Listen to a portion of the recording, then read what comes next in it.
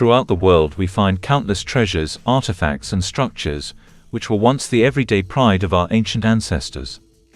Time has buried many objects along with secrets, and it's believed modern archaeology hasn't even scratched the surface of lost knowledge estimated to exist.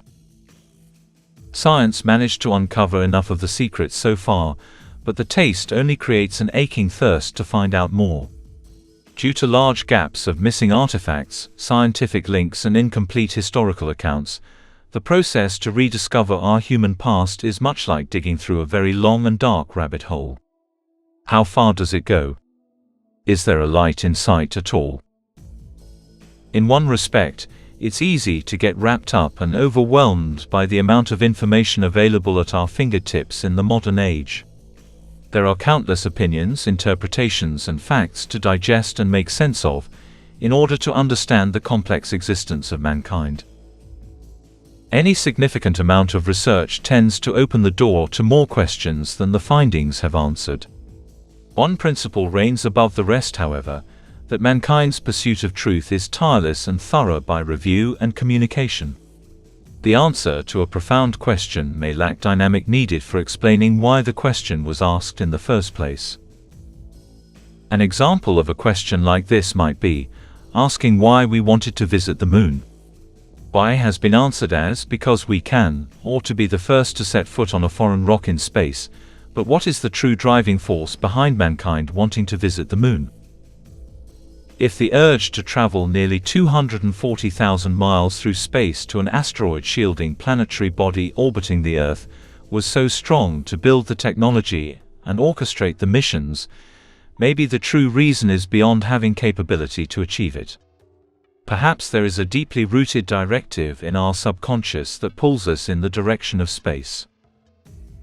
While traveling through space is an interest of many, could it be possible we are willing to risk our lives for space exploration, because somewhere in our genetic makeup, we are destined to return to the depths of space?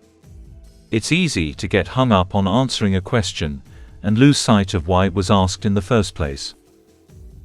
One critical answer to such a question has eluded mankind since the dawn of existence. One definitive answer satisfying all pent-up curiosities thousands and thousands of years in the making. Solving this question is the next most amazing concept since the discovery of fire, maybe even providing more for the prosperity of humanity than fire did for our survival. The question is, what does it all mean? With iterations such as, who are we really and why are we here? Followed by further questioning like, why is life the way it is when we can imagine other ways? Where do people come from? Are we alone in the universe? Questions which bombard our minds and force us into a different way of thinking. Some are comfortable confronting these questions head-on, while others prefer to keep their distance. These questions have motivated people as far back as historical records tell us, and most likely extend well before written words all the way back to the dawn of first existence. It makes sense that many questions similar to these were asked often enough, philosophized and communicated through the ages if they existed in first recorded history. A significant example of this is the very first known Egyptian hieroglyph, which depicts a wine press. Surely the Egyptians practiced and perfected the art of making wine for a much longer period of time than historical record indicates. That is, the Egyptians brewed wine for an unknown amount of time before it was documented in a stone carving. Similarly, pretend for an instance to be one half of the first pair of humans to exist on Earth, whether it's in the biblical creation or as a pair of creatures first evolved from a missing link.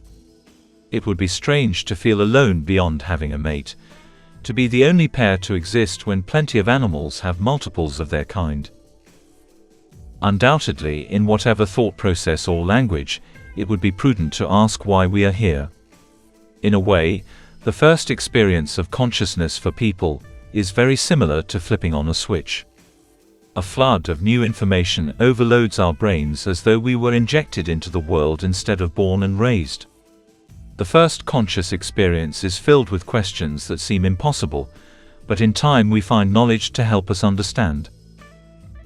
Maybe the reason why we continue to ask those same primitive questions, from the days of first consciousness, is because our brains are not fully awakened as intelligent beings.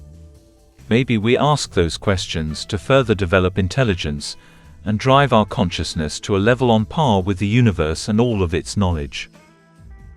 Another possibility for why the questions plague consciousness could be more profound than roots in scientific or religious reasons. What if the questions are remnants? A subtle thread designed for us to pull on for restoring memory over time, to show us another way in which mankind existed. What if asking those questions eventually tells us many of our ancestors came to Earth together, to rebuild life on another planet in the universe?